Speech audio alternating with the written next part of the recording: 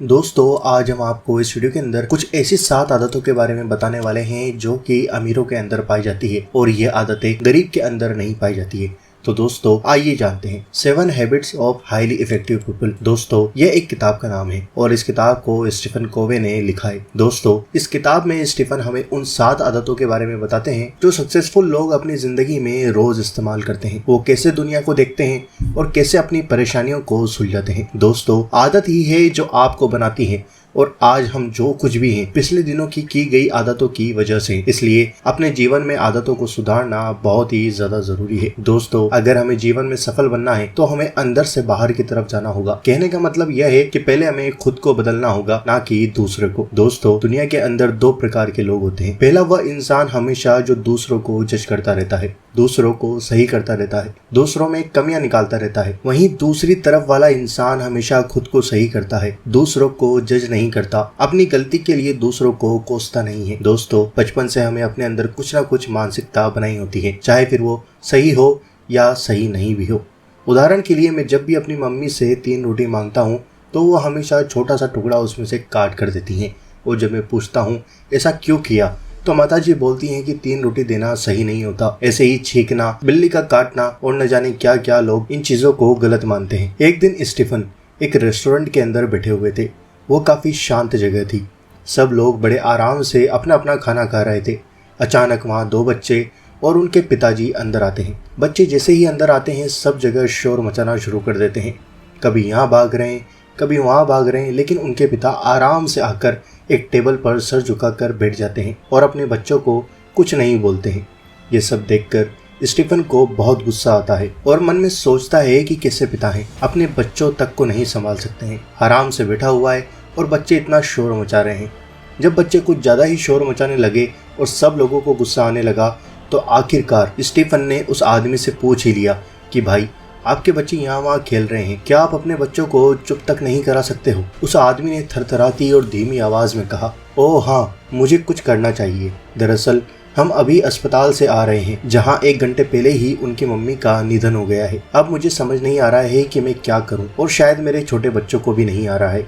ये सुनकर स्टीफन को बहुत बुरा लगा और उनके दिल में उस आदमी के लिए सहानुभूति पैदा हो गई और मन में सोचने लगे और उन्होंने पहले से ही बिना जाने किसी गलत मानसिकता अपने मन में बना ली थी। दोस्तों पहला, प्रोएक्टिव बनो। इंसानों ने हमेशा अपनी तरक्की पर ध्यान दिया है और इंसान आत्म जागरूक है। यही बात हमें जानवरों से अलग करती है। जानवर सोच सकते हैं, समझ सकते हैं, लेकिन उनके अंदर आत्म जागरूकता नहीं होती है। अगर मैं आपसे एक सवाल पूछूं कि आप जो भी हो, चाहे फिर खुश, दुखी, सफल, असफल या जिस भी परिस्थिति में आप अभी हो, वो किसकी वजह से है? प्रोएक्टिव लोग वो लोग होते हैं जो जानते हैं जो फैसला मैंने कल किया था उसी की वजह से मैं आज इस परिस्थिति में हूँ।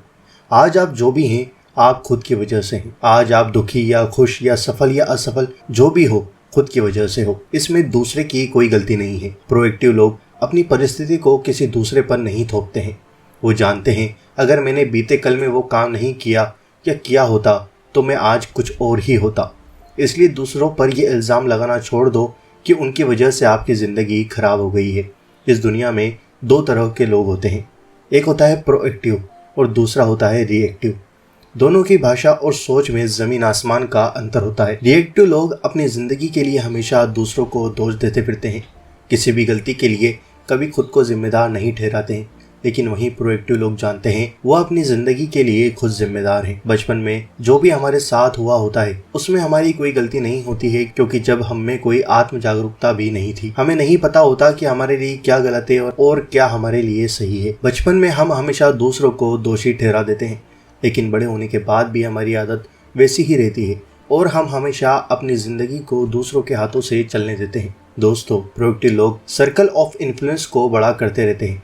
कहने का मतलब है कि जो वो कर सकते हैं या जो उनके हाथ में होता है उस काम की जिम्मेदारी वो खुद लेते हैं। जैसे अगर आज बारिश हो गई है लेकिन उन्हें कहीं बाहर किसी काम से जाना था तो बारिश होना या ना होना उनके हाथ में नहीं है, लेकिन छाता लेकर जाना उनके हाथ में है।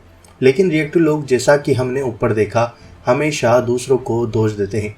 सबसे अच्छा उदाहरण हम अभी लॉकडाउन में देख सकते हैं। या तो आप लॉकडाउन की वजह से वायरस या सरकार को गाली देकर अपना सर्कल ऑफ कंसर्न बड़ा करो, या इसी लॉकडाउन में कुछ नई स्किल्स सीख कर अपना सर्कल ऑफ इन्फ्लुएंस बड़ा करो।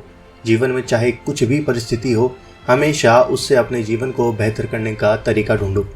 दोस्तों, हमेशा याद रखो, आपके जीवन के कर्ता आप खुद हो, कोई और नहीं है। दोस्तों, हैबिट 2, अंत को शुरुआत से ही सोचें। मान लीजिए कि आप अपने किसी प्रियजन के अंतिम संस्कार में जा रहे हो।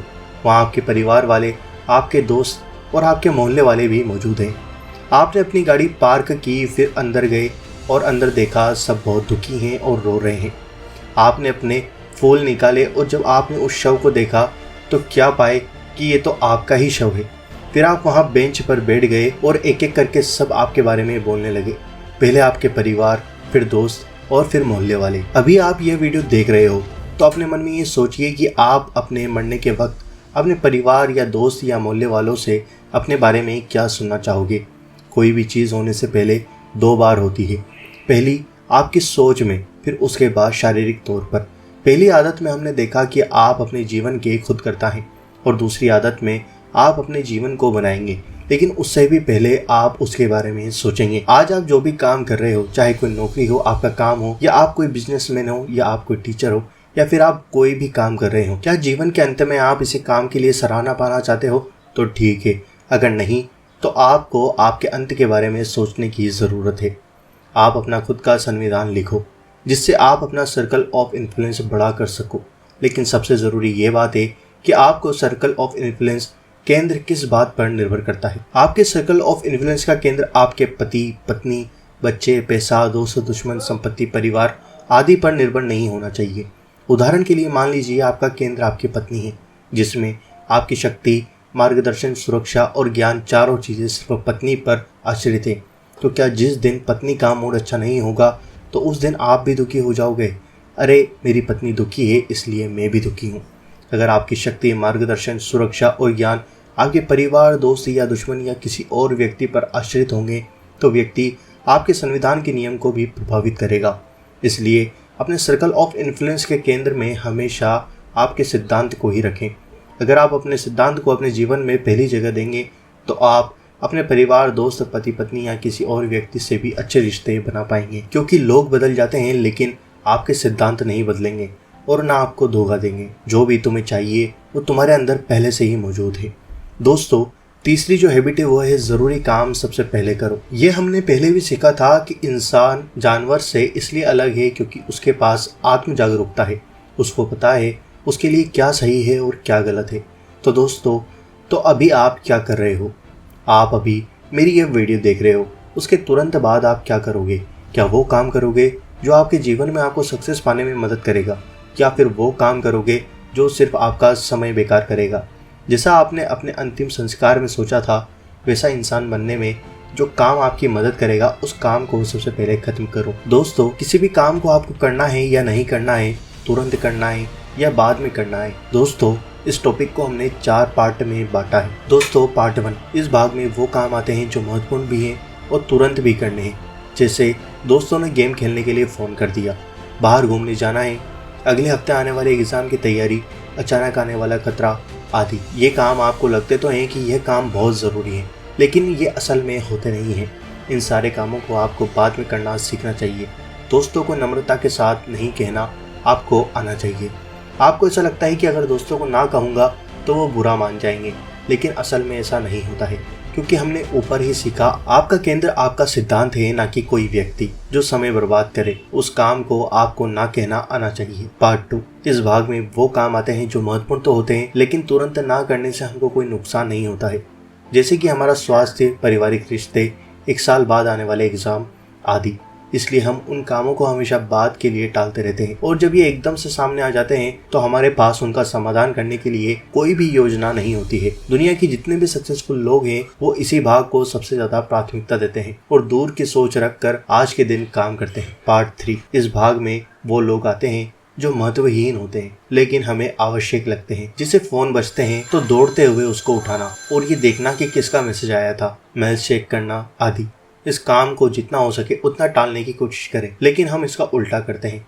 जो काम टालना चाहिए उसको तुरंत करते हैं और जो काम तुरंत करना चाहिए उसको टालते जाते हैं। पार्ट 4, इस भाग में वो काम आते हैं जो ना ही महत्वपूर्ण होते हैं और ना ही आवश्यक होते हैं, जैसे कि घंटों तक गेम खेलना, टाइम पास करना, घंटे घंटे बैठकर किसी बेकार की बात पर चर्चा करना। इस काम को तो आप ना ही करें तो बेहतर होगा। दोस्तों, अब आप अपने आप से पूछें कि क्या आप अभी वो काम कर रहे हैं जो आपको सही में करना चाहिए। 7 habits of highly effective people से हमने क्या सीखा? पहला, आज आप जो भी हैं खुद की वजह से हैं, दूसरों को दोष देना बंद करो। दूसरा, हमेशा अपना सर्कल ऑफ इन्फ्लुएंस बड़ा करने पर ध्यान दो, नई स्किल सीखने पर ध्यान दो। तीसरा, खुद की खुशी किसी और पर आश्रित मत करो। चौथा, अपने अंत को शुरुआत से ही सोच कर चलो।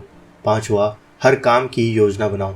छठा, महत्वपूर्ण और आवश्यक काम को परखना सीखो। सातवां, नम्रता के साथ ना कहना सीखो। दोस्तों, मुझे लगता है कि आपको 7 habits of highly effective people की इस किताब की बातें आपको जरूर समझ में आ गई होंगी। और दोस्तों, मुझे उम्मीद है कि आपको यह वीडियो पसंद भी आई होगी और आपकी जिंदगी के अंदर यह वीडियो कुछ ना कुछ बदलाव जरूर करेगी। दोस्तों, मुझे उम्मीद है कि आप इस वीडियो को लाइक जरूर करेंगे और जितना हो सके जरूर शेयर करें। और दोस्तों, ये हमारा नया चैनल है, तो आप हमें सपोर्ट करने के लिए इस चैनल को सब्सक्राइब जरूर करें और बेल नोटिफिकेशन ऑल कर दें, ताकि हम जब भी इस चैनल पर नई वीडियो डालेंगे तो उसका नोटिफिकेशन आपको मिल जाएगा।